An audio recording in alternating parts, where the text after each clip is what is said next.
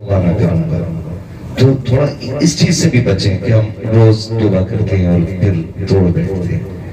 اللہ نے یہ محفل نصیب سے عطا کی ہے, مقدر سے عطا کی ہے.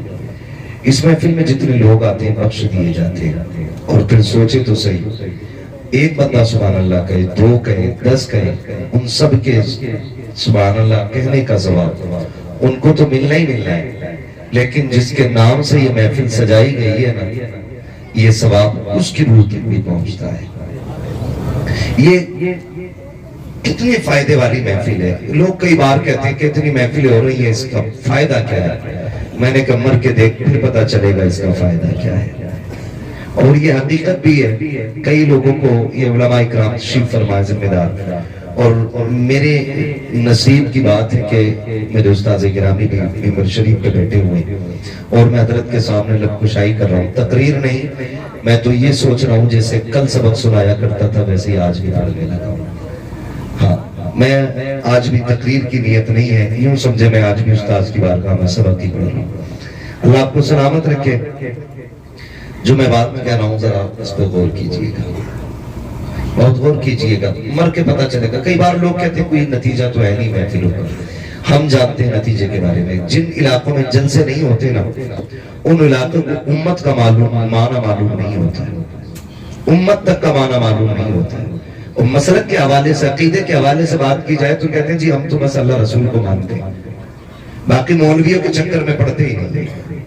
اس طرح کی لوگ باتیں کرتے ہیں. لیکن جن علاقوں میں جلسے ہوتے ہیں, اللہ اور اس کے رسول کی محفلیں سجتی ہیں, علماء تشریف لاتے ہیں, تو جوان ہے. اگر بچوں سے بھی پوچھو نا حضور کو کیسا جانتا ہے, یہ کیسا مانتا ہے, تو اگر اس علاقے میں یہ محفلیں سجتی ہیں تو پھر بریلی کے امام کی زبانی وہ بھی کہتا ہے سرور کہوں کہ مالک و مولا کہوں تجھے, سبحان اللہ, باغ خلیل کا گل زیبا کہوں تجھے, تیرے تو وصف عیب تناہی سے ہے بری, حیران ہوں میرے شاہ میں کیا کیا کہوں تجھے.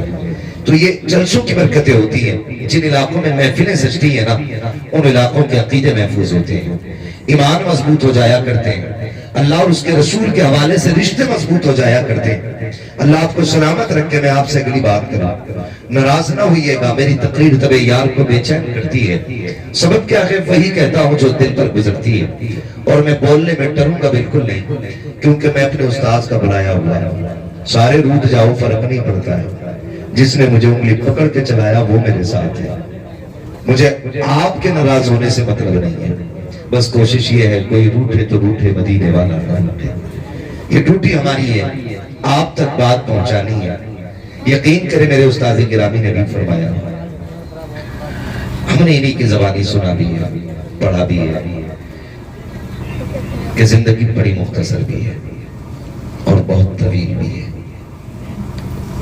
مختصر اتنی کہ جو سانس اندر جاتی ہے باہر آنے کا بھروسہ نہیں, اور طویل اتنی کہ لوگ ایڑیاں رگڑتے رہ جاتے ہیں اور موت کی دعائیں بھی مانگتے ہیں. غور کیجیے گا, لمبی بھی ہے چھوٹی بھی ہے. وہ لوگ جو ایڑیاں رگڑتے رہتے ہیں اور موت کی بھیک مانگتے ہیں, کیا وہ جینا نہیں چاہتے؟ وہ بھی جینا چاہتے ہیں, انہیں بھی زندگی پیاری ہے. لیکن حالات کبھی کبھی بندے کو اتنا مجبور کر دیتے ہیں کہ وہ اپنی زندگی ہی سے تنگ آ جایا کرتا ہے. اور یہ تنگیاں رب کے قانون کی وجہ سے نہیں, اس نے راستے مسدود نہیں کیے, اس لیے کہ وہ صرف پیسے کا مالک نہیں, وہ ہوا کا بھی مالک ہے. جو آکسیجن ہوا کے اندر ہے وہ اس کا بھی مالک ہے. اگر صرف ہوا روک دینا 5 سیکنڈ کے لیے پوری دنیا تباہی میں آ جائے گی.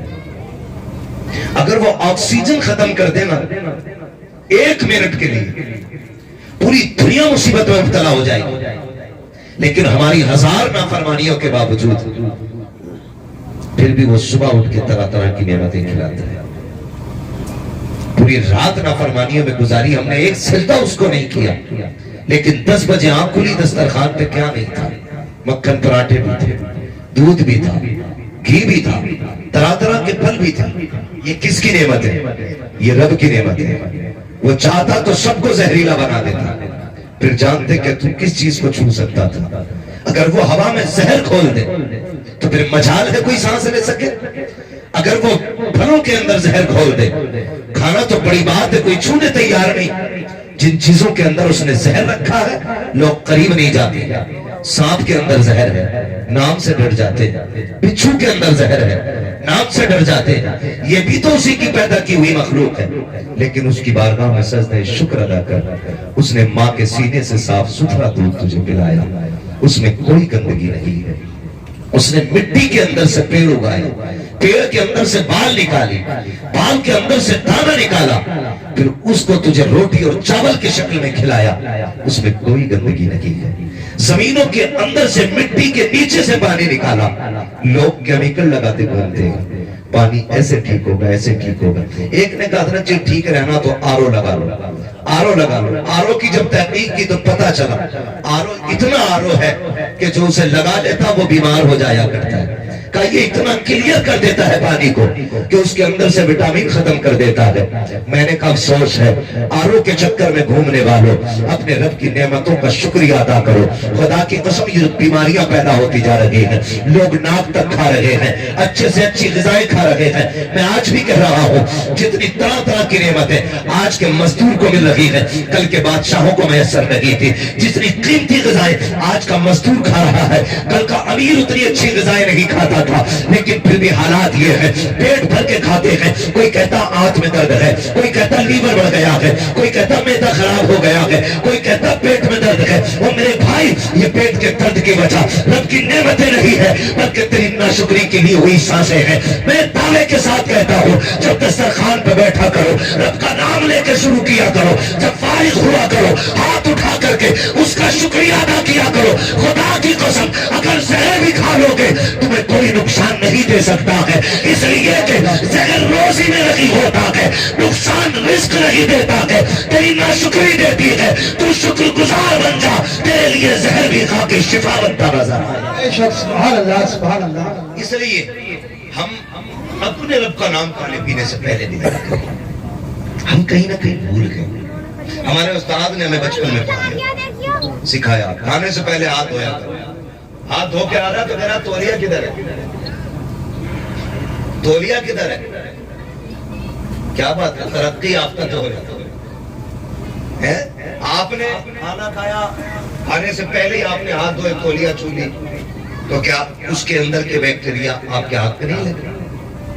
سنت طریقہ یہ ہے جب کھانا کھانے کے لیے ہاتھ دھو لیے تو پھر کسی کپڑے کو اس سے نہ چھوئے. کھانا کھانے کے بعد جب ہاتھ دھو تو پھر تولیہ کا استعمال آپ کریں. ہماری قوم بھی بہت پیچھے ہے, بہت پیچھے ہے. بہت ساری ایسی چیزیں جس نے بیمار بنا دیا, جس نے بیمار بنا دیا. بدلے اپنے آپ کو, طریقے بدلے, طریقے بدلے. محبوب علیہ السلام نے ارشاد فرمایا تیرے 3 باپ ہیں. کتنے چکر میں پڑ گئے نا مولوی کیا کہہ رہے ہیں. 3 باپ ہیں, ایک وہ جس کے ذریعے تو دنیا میں آیا, ایک وہ جس نے تجھے تعلیم دی, اور ایک وہ جس نے تجھے بیٹی دی. ان تینوں شخصیتوں کا احترام ایسے کرنا ہے جیسے تم اپنے سگے باپ کو کرتے ہو. ایک تو باپ اس میں شامل ہے, پھر استاد ہے, اور پھر اس کے بعد آپ کے سسر ہیں. میں یقین کے ساتھ کہتا ہوں زمین کے اوپر نا باپ سے زیادہ مہربان شخصیت نظر نہیں آتی ہے. جاؤ دنیا دنیا, ماں باپ اللہ کی بڑی نعمت ہے, بڑی نعمت ہے. گھر کی بہار ان سے ہے, زندگی کی خوشیاں ان سے ہیں. آپ کتنی بھی قیمتی کپڑا پہن لیں, اگر دیکھ کے اور نظر اتارنے والی ماں نہ ہونا تو قیمتی کپڑا بیکار ہے. اور آپ پیبند لگا کپڑا پہن لے اور سامنے سے ماں متا چون کے کہے میرے لال تجھے کسی کی نظر نہ لگے, خدا کی قسم آپ دنیا کے سب سے بڑے امیر آدمی ہیں, سب سے امیر آدمی ہو, سب سے امیر آدمی ہو اگر آپ کے پاس ماں ہے, باپ ہے. آج نا ہمیں قدر نہیں ہے, قدر نہیں ہے. میں سچی بات بتاؤں, ہم نے یہ محسوس کیا ہے, میرے استاذ گرامی بھی مدرسے میں پڑھے, ہم بھی پڑھے, سارے لوگ پڑھے. ہم گھر جب آتے تھے نا چھٹیوں میں تو ماں کو پتہ لگ جاتا تھا بیٹا گھر آ رہا ہے، تو وہ آنے سے پہلے کھانے کا انتظام کر دیتی تھی. میرے لال کو کیا پسند ہے، ابھی ہم گھر آئے نہیں ہیں، گھر آنے سے پہلے ہماری پسند کے کھانے بن گئے. آ کے بیٹھے ماں نے چوما، تاریخ پڑھ لو، جاؤ دنیا گھوم آؤ، جا کر کے دنیا گھوم آؤ. آپ پردیس سے کما کے آؤ نا تو سب حساب پوچھتے ہیں. بیٹا کہے گا ابا میرے لیے کیا لائے، بیٹی کہے گی ابا میرے لیے کیا لائے، بیوی کہے گی صبر ٹھیک رہا، کمائی ٹھیک تھی، لیکن ماں بازو پکڑ کے کہے گی میرے لال کھانا ٹائم پہ نہیں کھاتا تھا، سوکھ گیا ہے، محنت زیادہ کی ہے، لگتا ہے میرا بیٹا راتوں رات جاگا ہے اس لیے کمزور ہوتا جا رہا ہے. دنیا کی نظر تیری جیب پہ ہوتی ہے، ماں کی نظر تیری صحت پہ ہوتی ہے. یہ ماں ہوتی ہے.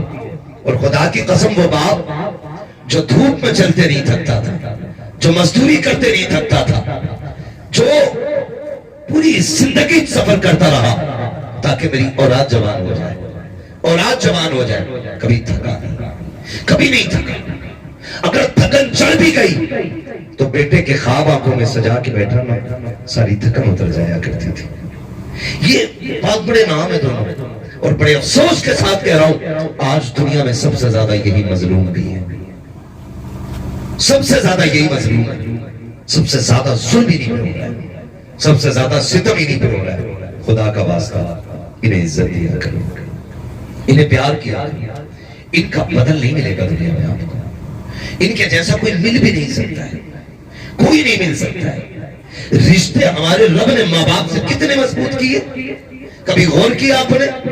آپ کو میں بتاؤں، اگر میں یہ کہوں میں ماں کو سمجھتا ہوں، آپ کہو گے کہ پڑھا لکھا ہے سمجھدار ہے.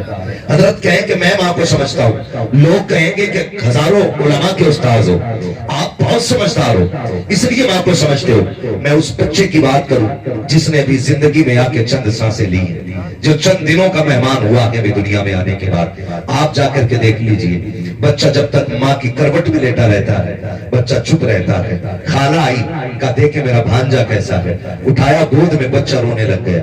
پھوپھی دوڑی کہا اللہ تیری گود میں رویا ہے، اس نے اپنی گود میں لیا، بچہ پھر بھی رو رہا تھا.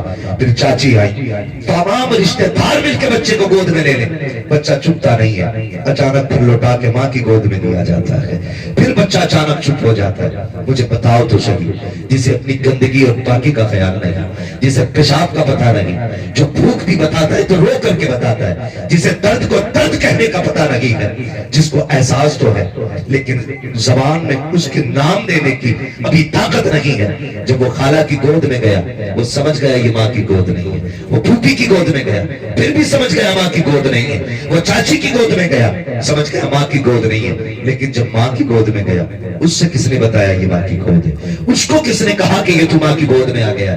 یہ رشتہ کیا ہے؟ خدا کی قسم جب بچہ ماں کے سینے کے قریب آتا ہے تو اس کے دل کی دھڑکن اسے پہچان لیتی ہے. اب جس سینے سے لگا ہوں نا یہ میری ماں کا سینہ ہے، جن ہاتھوں میں آ گیا ہوں یہ میری ماں کا ہاتھ ہے. آج میں آپ سے اتنا کہوں گا، مجھے بتاؤ تو صحیح نوجوانوں، ماں کو ہم دھڑکن سے بچپن میں پہچانتے تھے، آج اس کی بولی بھی نہیں جانتے ہیں. آج اس کے درد کو کہنے کے باوجود ہم نہیں پہچان پاتے. بہت بڑے ہو گئے ہو آپ، بڑے قابل ہو گئے ہو آپ کو دنیا جانتی ہے. آپ نے آسمان کو زمین کے نیچے لا کے رکھ دیا. آپ اتنے بڑے ہو گئے ہو کہ آپ ہواؤں میں اڑنے لگے ہو. لیکن خدا کی قسم کیا بڑے ہو اگر ماں کو نہیں سمجھتے ہو. کتنے بڑے ہو اگر باپ کو نہیں سمجھ پا رہے ہو. کیا پایا ہے آپ نے، کون سی دولت کمائی ہے. ان کے آگے چپ رہا کرو. یہ ڈانٹا بھی کرو تو چپ رہا کرو. لوگ کہتے ہیں کہ جی میں ماں کی خدمت کرتا ہوں. کیا خدمت کرتے ہو؟ جب وہ غصہ ہوتی ہے تو تم ناراض ہو جاتے ہو، اسی کو خدمت کہتے ہو. ان کے میٹھے لفظوں کو برداشت کرنا یہ ماں کی فرما برداری نہیں ہے. باپ کے میٹھے جملوں کو برداشت کر لینا یہ باپ کی اطاعت نہیں ہے. اس کے سخت اور تیکھے لفظوں کو برداشت کر لینا یہ ماں باپ کی فرما برداری ہوتی ہے. اس کے تلخ جملوں کو برداشت کر لینا یہ ماں باپ کی فرما برداری ہوتی ہے. تمہیں کیا پتا کہ باپ کیا ہوتا ہے؟ اگر سمجھنا ہو کبھی یتیم سے جا کے پوچھو، جس نے 8 سال کی عمر میں اوزار لے کر کے ہاتھ کالے کر لیے ہیں، اس سے پوچھ باپ کیا ہوتا ہے. جس نے پڑھائی کی عمر میں آ کر کے قلم پھینک کر کے چابیاں سنبھال لی ہو، اس سے پوچھو باپ کیا ہوتا ہے. تم بھی تو روڈ پہ چلتے ہو، کہ تم نے 8 سال کے بچوں کو ٹائر میں ہوا بھرتے نہیں دیکھا؟ کیا تم نے سائیکل کے رم سیدھے کرتے نہیں دیکھا؟ جاؤ ان سے جا کر کے پوچھو تو صحیح، کیا تمہیں اپنی تعلیم کی فکر نہیں ہے؟ وہ بھی آپ کو جواب دیں گے. ہم بھی تو پڑھنا چاہتے تھے لیکن وہ 7 سال کی بستہ کندھے پہ تھا. ہم بھی عاشق تھے تعلیم کے لیکن اچانک مسجد سے اعلان ہوا فلاں کا انتقال ہو گیا ہے. مولوی اسی دن بستہ چھوٹ گیا تھا, اسی دن کتاب بھول گئے تھے. ہم گھر میں آئے دوڑتے دوڑتے, سامنے باپ کا لاشا پڑا تھا. ہم بھول گئے ہیں کہ ذمہ داریوں کے سامنے تعلیم کیا ہوتی ہے, قلم کیا ہوتا ہے. جب ہم نے باپ کے تیجے سے فرصت پائی لوگ دعوتیں کھا کے گئے. میری ماں نے کہا تھا بیٹے اب کیا کرے گا, میں نے کہا بستہ مدرسے میں رہ گیا ہے. ماں نے کہا تھا نہیں نور نظر رکھتے جگر دیکھ تو صحیح 10 سال کی ہو گئی ہے, تیری عمر 8 سال آ گئی ہے. اگر تو اب بھی قلم اٹھائے گا بینک کی ذمہ داریاں کون پوری کرے گا. ہم نے اسی دن بستہ پھینک دیا, منڈی میں آ کر کے مزدوری کرنے لگ گئے. اور تجھے کیا پتا ہے باپ کیا ہوتا ہے, تو نے تو جوانی باپ کے سائے میں پائی ہے. ان یتیموں سے پوچھو جن کے پیر میں جوتیاں لگی ہوتی ہیں, منڈی میں خرید و فروخت کیا کرتے ہیں, باپ کیا ہوتا ہے. کبھی ان سے پوچھو جو ہوٹلوں میں تمہارے جھوٹے برتن اٹھاتے ہیں, باپ کیا ہوتا ہے. کبھی ان سے پوچھو جو گالیاں کھا کر بھی تمہاری نوکری کیا کرتے ہیں. آج کہتے ہو کیا ہو گیا, باپ نے میرے لیے کیا کیا ہے. خدا کی قسم جن کے سر پہ باپ نہیں ہوتے ہیں وہ جوانی کو ترس جایا کرتے ہیں, خوشیوں کو ترس جاتے ہیں. مجھے بتا تو صحیح, باپ کو سمجھو. اگر سر پہ باپ ہے, بازار میں گئے, جس چیز پہ تم نے ہاتھ رکھا باپ نے اٹھا کے گود میں ڈال دی. جس چیز کو تم نے کہا میں مجھے چاہیے باپ نے خرید کے دے دی. بیٹے نے کہا مجھے فلاں دیش جانا ہے, باپ نے ٹکٹ کرا دیا. مگر پوچھ کبھی یتیم سے تو منڈی تو منڈی, بازار تو بازار. اگر پھلوں کی دکان سے گزرتا ہے تو نظریں چرا کے گزرا کرتا ہے. کیا یتیم نہیں چاہتا کہ سیب کھانا, کیا اس کا من نہیں ہوتا ہے کہ وہ بھی جوس پیے, وہ بھی چاہتا ہے لیکن پیچھے مڑ کے دیکھتا ہے تو کندھے پہ ہاتھ رکھنے والا باپ نہیں ہوتا ہے. ساری حسرتیں گردن میں دب کے رہ جایا کرتی ہے. اگر باپ چلا جاتا ہے خدا کا شکر ادا کرو. اگر رب نے باپ جیسی دولت سے نوازا ہے, جب دنیا سے تھک کے آ جاؤ گے سارے ٹکرا دیں گے, کوئی سینے سے لگی لگائے گا. اس وقت بھی اگر کوئی سب سے آگے بڑھ کے تجھے سینے سے لگائے گا, اس چہرے کو پہچان لینا, یا تو وہ ماں کا چہرہ ہوگا یا تیرے باپ کا چہرہ ہوگا.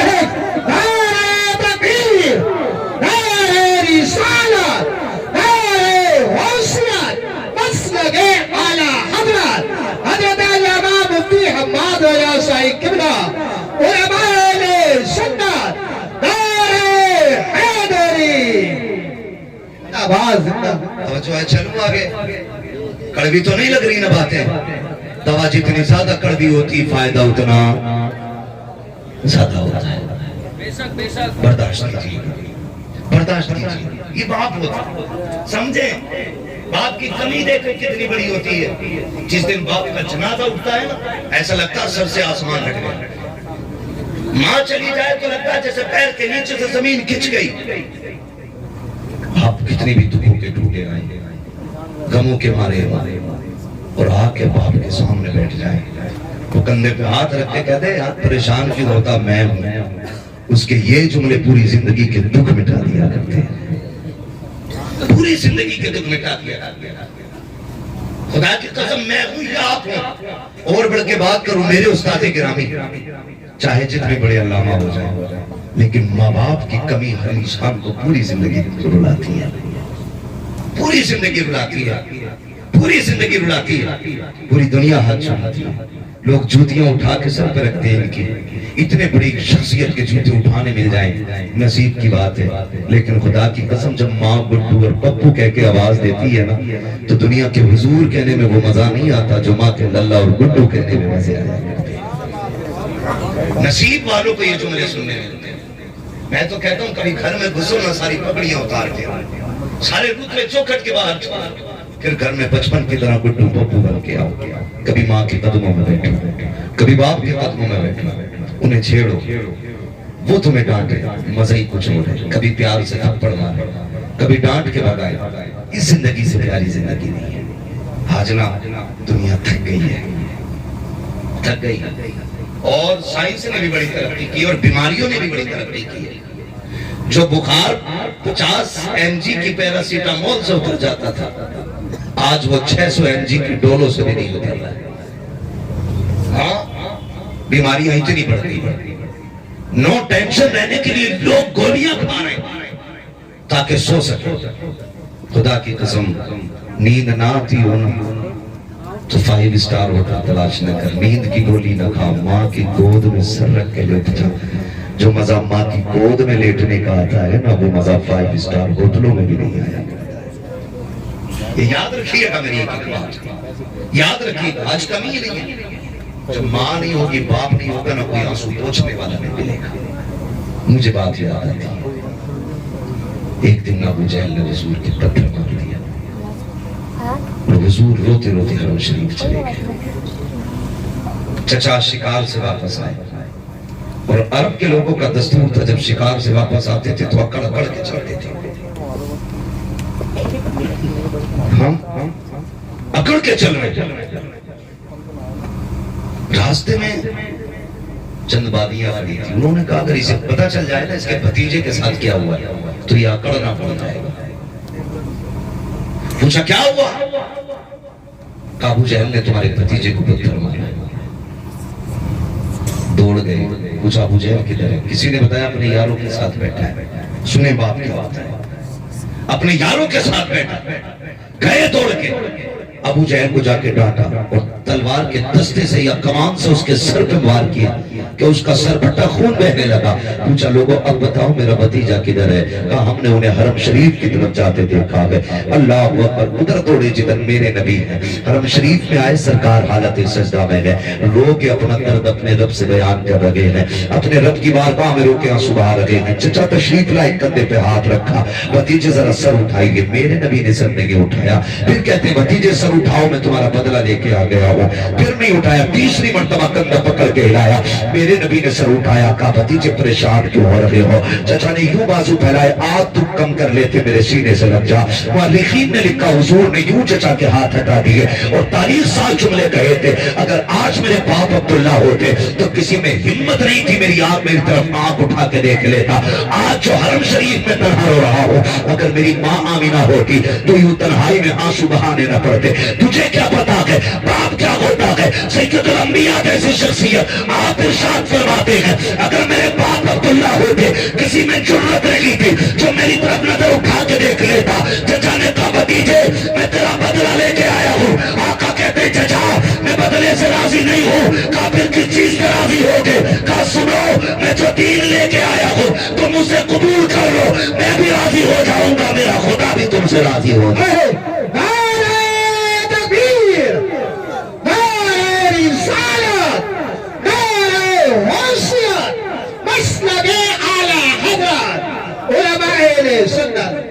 عزت کرے باپ کی، قدر کرے۔ کہتے تم نے کیا کیا میرے لیے؟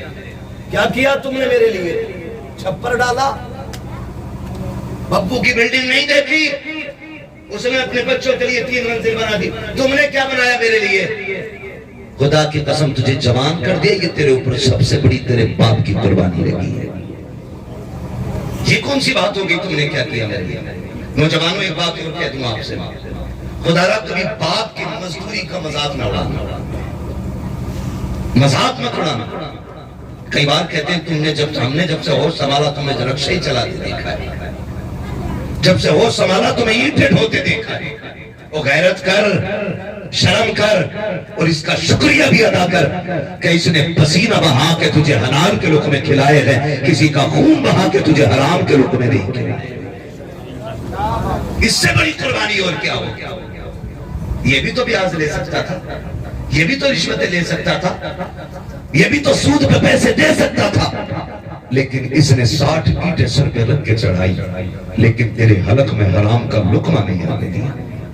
ہاں اس بات پہ فخر کرنا کہ ہمارے باپ نے حلال کا لقمہ کھلایا ہے، حرام کا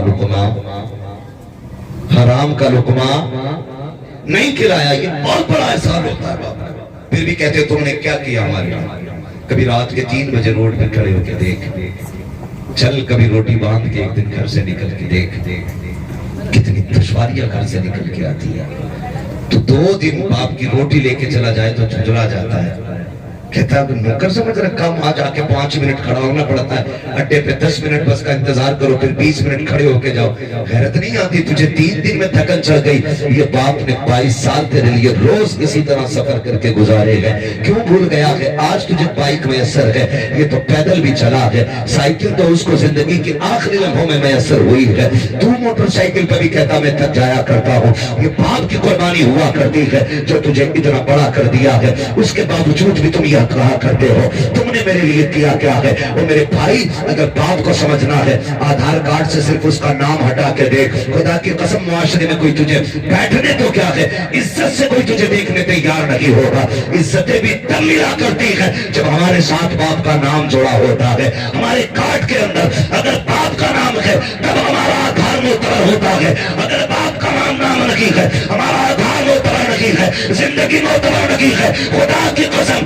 اگر عزت کا سب سے بڑا رقبہ کوئی ہوتا ہے تو وہ باپ کی ذات ہوتی ہے کبھی اسے ذلیل نہ کرنا اللہ توفیق دے اور ہو سکے تو اس کے نام پہ زندگی بھی قربان کر دینا اپنی عزت کو بھی قربان کر کے دیں سبحان اللہ نعرہ تکبیر نعرہ رسالت مسلک اعلی حضرت علماء اہل سنت محفل ساری طباق نعرہ تکبیر نعرہ رسالت سبحان اللہ باپ ہوتا میں معذرت کے ساتھ عرض کروں حضرت وہ لوگ جنہوں نے اپنے بچوں کو حافظ قاری بنا لیا ان کے بچوں کو یہ تمیز ہوتی ہے کہ انتقال کے بعد بھی وہ باپ کے ساتھ لگے رہتے ہیں ماں کے ساتھ لگے رہتے ہیں ورنہ اگر نہیں پڑھایا ہم نے مولوی نہیں بنایا مر گیا نا تو سگا بیٹا اس کے بدن کے کپڑوں کو چھونے تیار نہیں ہوتا ہے سگا بیٹا چھونے تیار نہیں ہوتا یہاں تک کہ جس چارپائی پہ باپ نے آخری سانس لی تھی کہتے ہیں اسے فقیر کو دے کیونکہ اس چارپائی پہ ابا کا دم نکلا ڈر لگتا اس کا لیٹ اس کے اتارے چھوڑے ہوئے کپڑے میرے استاد گرامی بیٹھے ہاں ان سے پوچھئے کہ باپ کے چھوڑے ہوئے کپڑے بیٹا پہن سکتا لیکن نہیں پہنے اس کی چھوڑی ہوئی عورت تو بڑی جلدی جیب میں رکھ لیتے اس کے کمرے پہ بھی قبضہ کر لیں گے ابا کا کرتا نہیں پہن رہا نہیں ڈر لگ رہا ہے کہ غسل دینا بیٹے آئیں نہیں میں نہیں جاؤں گا کیوں کیونکہ ہم سمجھ نہیں پائے بڑی بے وفا دنیا ہے اتنی بے وفا دنیا جو کندھوں پہ بٹھا کر آج مرنے کے بعد اسے چھونے تیار نہیں جو اپنے منہ میں چبا چبا کے کھلاتا رہا آج مرنے کے بعد اس کے اوپر پانی ڈالنے تیار نہیں ہم اتنے بے وفا جو تمہارے آنے کے انتظار میں رات رات بھر جاگتا رہتا تھا آج اس کے لیے تم 2 منٹ قبر پہ ٹھہرنے تیار نہیں کیا حق ادا کریں گے ماں باپ کا ہم کیا حق ادا کریں گے چلو روڈ پہ چلو سردی کی راتوں میں دیکھو 11 بجے تک بوڑھا باپ اڈے پہ کھڑا ملتا ہے کیسے بیٹھے ہو چچا ہم لوگ چلتے ہیں نا رات میں گاڑیوں سے بزرگوں کو ہم نے دیکھا چچا بیٹھ لے گاڑی میں کہا نہیں مجھے جانا کہیں نہیں کہا یہاں کیوں کرے کہا بیٹا کام پہ گیا تھا ابھی آیا نہیں تو 11 بجے تک نہ آئے تو باپ روڈ پہ نکل آتا میرا بیٹا کیوں نہیں آیا ہم اتنے بے وفا ہو گئے اس کی آنکھیں بند کیا ہوئی ہم نے چہرے پھیر لیا رشتے ٹوٹ گئے ہمارے بیٹا پانی تک ڈالنے تیار نہیں باپ کے جسم پہ میں نہیں ڈالوں گا مجھے ڈر لگ رہا کفان کہ بھئیہ یہ پہناؤ جسے پہنانا یہاں تک کہ کئی تو ایسے بدبخت بیٹے ہوتے ہیں جو باپ کے جنازے تک میں شامل نہیں ہوتے نماز میں شامل نہیں ہوتے کھڑے رہتے پیڑ کے نیچے حضرت پوچھے نماز پڑھائی جائے بجائے اس کے کہ صف میں سے آواز آتی پیڑ کے نیچے ساتھ یہ پڑھاؤ جی یہ کون بولا کہ یہ بڑا بیٹا کیا فائدہ تیری اولاد ہونے کا بھائی کتنے کم نصیب ہیں جو سگے باپ کے جنازے تک میں نہیں آ سکتے تم کیوں نہیں آیا کپڑے صحیح نہیں ہیں جب کپڑے صحیح نہیں تھے تو جنازے میں ہی کیوں آیا یہ پاک لوگوں کا کام ہے ساتھ بھی پاک لوگ چلیں نماز بھی پاک ہی پڑھیں گے قبر میں بھی پاک ہوتا ہم تو اتنے محتاط لوگ ہیں اپنے جنازے میں کسی بھابھی کو شامل نہیں ہونے دیتے تم گندے کپڑے پہن کے باپ کے جنازے میں آگے پیڑ کے نیچے کھڑا ہو گیا نوجوانوں آپ سے بات کہہ جاؤ خدا کرے کہ ہر باپ کی عمر لمبی مگر اگلی بات کہوں کہ یہ بھی دعا مانگا کرو اللہ ہمارے کندھوں کو ہمارے باپ کے جنازے کی توفیق بھی دینا. کئی بار دولت کی بھوک باپ کے جنازوں سے بچوں کو اتنے دور لے جاتی ہے کہ لائیو اب تو جنازہ دیکھتے ہیں, ویڈیو کال کر کے دیکھ رہے ہیں, کہاں بیٹا کویت میں, کہاں بیٹا دبئی میں, کہاں بیٹا فرانس میں ہے. کیا کرو گے ایسی دولت کا یاد جو سگے باپ کے جنازے میں شامل نہ ہو سکے. تو انہیں وقت دو, ان کے پاس بیٹھو, ٹائم لگاؤ ان کے ساتھ, ان سے باتیں کیا کرو. یہ کوشش کریں سارے, کوشش کریں, ورنہ کوئی زندگی میں زندگی نہیں. کیوں جا رہے ہو بھائی؟ گاڑی لینی ہے, حویلی اونچی کر کے بنانی ہے, کل جب آئے گا حویلی تو ہوگی, لیکن دیکھ کے مسکرانے والا باپ ماں ہوگا. ایک ویڈیو وائرل کیا گیا, کوئی 10 سال میں لوٹا ہے باہر سے, وہ قبر سے لپٹ لپٹ کے رو رہا تھا. لوگ لائک کر رہے تھے, کمنٹ کر رہے تھے, لوگ صبر کی تعلیم دعائیں دے رہے تھے. میں نے کہا یہ تو اس دن مر گیا تھا جس دن باپ کے جنازے میں نہیں آیا. تم کیا سوچتے ہو؟ یہ محبتوں کے تقاضے, یہ پیار کے تقاضے. آپ سے میری اتنی گزارش ہے, ممکن ہو سکے نا تو ماں باپ کے ارد گرد ہی رہنا, دائیں بائیں ہی رہنا, ان سے دور نہ رہنا. خدا کرے ان کے آخری جملے تمہارے کانوں سے ٹکرائیں, ان کی کوئی تمنا اور تم پوری کر دو, اور وہ مسکراتے مسکراتے دنیا سے جائیں. محبوب فرماتے ہیں قیامت میں سارے جنت کو ڈھونڈیں گے, اور میں ان کو ڈھونڈوں گا جو دنیا میں جن کے ماں باپ ان سے راضی ہو کے گئے تھے. میں ان کا ہاتھ پکڑ کے خدا کی بارگاہ میں لاؤں گا, اس کا حساب آسان کراؤں گا, پھر حوض کوثر پہ لے جا کے جام پلاؤں گا. کہتے پھر ہاتھ پکڑ کے اسے خود جنت میں چھوڑ کے آؤں گا. یہ ماں باپ کے خوش کرنے والوں, فرما برداروں کے لیے اتنی بڑی محبوب کی طرف سے خوشخبری ہے. لیکن ہمیں ہوا کیا ہے, ہمیں کیا ہو گیا ہے؟ آپ سے بھی یہ باتیں کہی, لیکن باپوں سے بھی میں چند باتیں کہہ جاؤں گا, چند کڑوی باتیں باپوں سے بھی کہنا چاہتا ہوں. خدا را آپ سے بھی اتنی گزارش ہے, آپ بھی مہربانی کریں. آپ پہ بھی بیٹوں کی کچھ ذمہ داری ہے, آپ پہ بھی اولاد کی کچھ ذمہ داری ہے. آپ انہیں گدھا نہ سمجھیں, انہیں جانوروں کی طرح استعمال نہ کریں. مالک ہیں آپ اولاد کے, یہ اپنی جگہ, لیکن حسن اخلاق بھی کوئی چیز ہوتی ہے. آپ اپنی ذمہ داریاں پوری کریں. کئی بار غلطی کر جاتے ہیں, معاف کیجئے گا. جو ہمارے نوجوان پردیس رہتے ہیں اور 2 نہیں 6 سال پردیس کاٹ کے آتے ہیں, حضور ان کے جو دائیں بائیں والے بھائیے ہوتے ہیں وہ یوں کالر کڑا کر کے گاؤں میں ٹہلتے ہیں. 8ویں منزل پہ کھڑا ہے, وہ جھڑکاریا چاروں طرف کہ اس کی بلڈنگ, جبکہ اس نے ایک پھوٹی کوڑی نہیں کمائی ہے. ساری محنت اس کی لگی ہے جو دبئی میں پڑا ہے, اور اس کا کالر کھڑا ہے. یہ یوں ٹہل رہا آستینے چڑھا کے, بیچارہ پڑھنے سے 10 سال کے بعد آیا 0 ہی رہے, کیونکہ یہ ٹھلوں میں کھا گئے تھے اسے. ہاں حضرت یہی ہو رہا ہے. میں ان بھائیوں کو مبارکباد پیش کرتا ہوں جو بہنوں کے ہاتھ پیلے کرنے کے لیے پردیس کاٹا کرتے ہیں. پھر ابھی بہنوں سے ذمہ داری پوری نہیں ہوتی ہے, ادھر بیٹیاں جوان ہو جایا کرتی ہیں, پھر ان کے لیے پردیس چلے جایا کرتے ہیں. کتنی بڑی قربانی ہے, لیکن جب وہ واپس آتے ہیں کہتے ہیں سن بھئی 3 بیگھے تیری ہے, 3 بیگھے میری ہے. وہ پوچھتا جو میں نے 10 سال پردیس میں کاٹے ہیں تم نے اس کا کیا صلہ دیا؟ کہا وہ تو خرچہ ہو گیا. کس چیز میں خرچہ ہوا ہے؟ اتنی چیزیں نکال کے گنایا کرتے ہیں. بھائیوں کے ساتھ انصاف کیا کرو, جھوٹ بول کر کے ان کو تباہ و برباد نہ کیا کرو. جو تمہارے لیے پردیس کاٹ کے آیا ہے آپ کی ذمہ داری بنتی ہے, جتنے اتنے صحبتیں برداشت کی ہیں, اولاد کی جدائی اٹھائی ہے, اپنوں سے دور رہ کر کے جتنے آنسو اس نے بہائے ہیں, کم سے کم اس کے آنسوؤں کی قیمت موجود ہونی چاہیے. اسے یہ احساس نہ ہو کہ میں ستایا گیا ہوں. باپوں کی ذمہ داری بنتی ہے شداد نہ بننا, حامان نہ بننا, اپنے بیٹوں کے لیے نمرود نہ بننا, خدا کا نیک بندہ بننا. اس نے پردیس میں دکھ اٹھائے ہیں, تمہارے لیے اولاد کو چھوڑ کے رہا ہے. جب وہ واپس آئے اس کو رونے پہ مجبور نہ کرنا, کہنا بیٹے تو نے 10 سال ہمارے لیے ستم اٹھائے ہیں, 10 سال پردیس کاٹا ہے, خون کے آنسو آیا ہے, آج کے بعد تجھے رونے کی ضرورت رہی ہے. ہم نے تیرے آنے سے پہلے تیرا بزنس تیار کیا ہے, اب تو گھر بیٹھ کے کھاگا, تو بھی مسکراتا رہے گا, تجھے دیکھ کے ہم بھی مسکراتے رہے گا. سبحان اللہ. نعرہ تکبیر, نعرہ رسالت, مسلک اعلیٰ حضرت خواجہ کا ہندوستان سرزمین خوشحال پور زندہ باد۔ انصاف کرو تم بھی اولاد کے ساتھ، حساب تمہیں بھی دینا ہے، حساب اولاد کو بھی دینا ہے، بچنا کسی کو نہیں، حساب دینا۔ اولاد کی ذمہ داری بنتی ہے کہ وہ بحیثیت ماں باپ کی قدر کرے، ماں باپ کی ذمہ داری بنتی ہے کہ وہ منصب جو اس کی بہت بڑی ذمہ داری ہے کہ وہ ایک چرواہے کی حیثیت رکھتا ہے اور اولاد میمنے اور بکریوں کی حیثیت رکھتی ہے اس کے ساتھ، وہ نگراں ہے ان سب کا جو اس کے گھر کے اندر افراد ہے۔ تو بھائی سب اپنی اپنی ذمہ داری اپنی ذمہ داری۔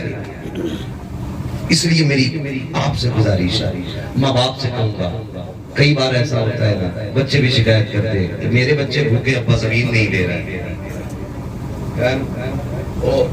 کئی باتیں ایسی ہیں جو محفل میں کہیں نہیں جا سکتی، لیکن ہماری قوم کا بڑا درد ہے، نہیں کہہ سکتا، کئی لوگوں کو بہت کڑوی لگ جائیں گی، لیکن سچی بات ہے۔ آپ نہ کوشش کیا کرو، اولاد سے کہوں گا من جدہ وجدہ، میرے حضور نے فرمایا جو کوشش کرتا وہ پاتا۔ کوشش کریں، بزنس کریں، آگے بڑھیں، خود مختار مضبوط بنے، دوسروں کے محتاج مضبوط رہیں۔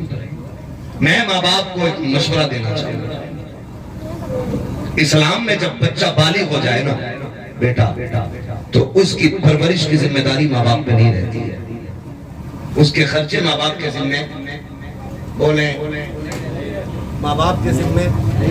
اگر وہ پھر بھی کھلا رہا ہے تو اس کا احسان کہتے ہوئے کیوں زبان تھک رہی ہے بھائی؟ اگر وہ پھر بھی کھلا رہا ہے تمہیں بالغ ہونے کے بعد تو اس کا احسان ہے۔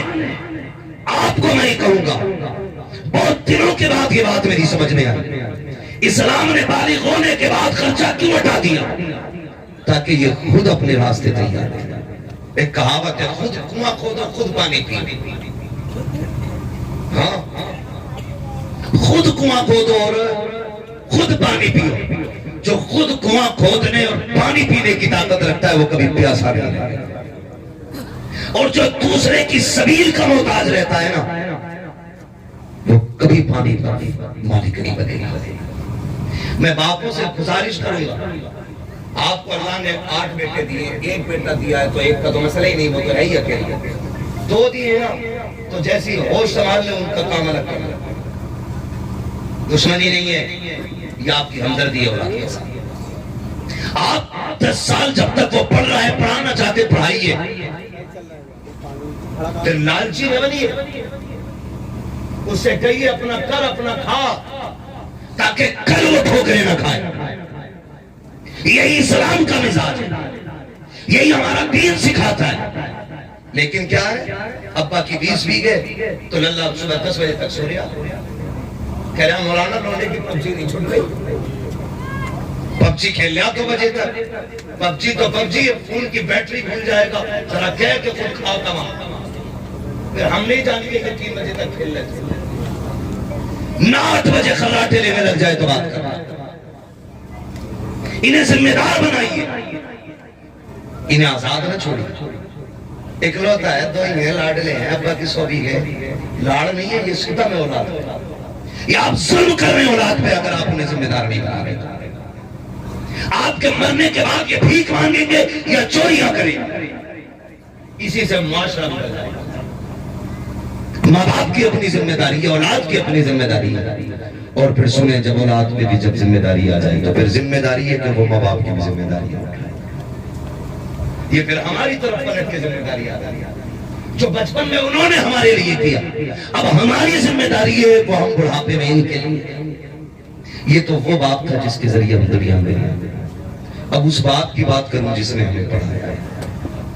آپ سے چھوٹی سی گزارش ہے، اگر استاد ہاتھ نہ تھامے تو ہم مٹی کے ڈیلے کے سوا کچھ نہیں، مٹی کے ڈیلے کے سوا ہم کچھ نہیں۔ اگر یہ قلم نہ تھمائے تو ہمیں سائن کرنے نہیں آئے، اگر یہ کہ جملے کو 100 بار نہ کہلوائیں تو ہمیں بولنا ہو۔ ہاں لوگ کہتے ہیں طوطے کو پڑھانا پڑتا ہے. طوطے کو کیا خواب پڑھانا پڑتا ہے؟ طوطا چند سانسوں میں پڑ جاتا ہے. پڑھانا تو انسان کا ہوتا ہے. کبھی غور کر رہے ان باتوں پہ جو میں کہہ رہا ہوں. پڑھانا تو انسان کا ہوتا ہے.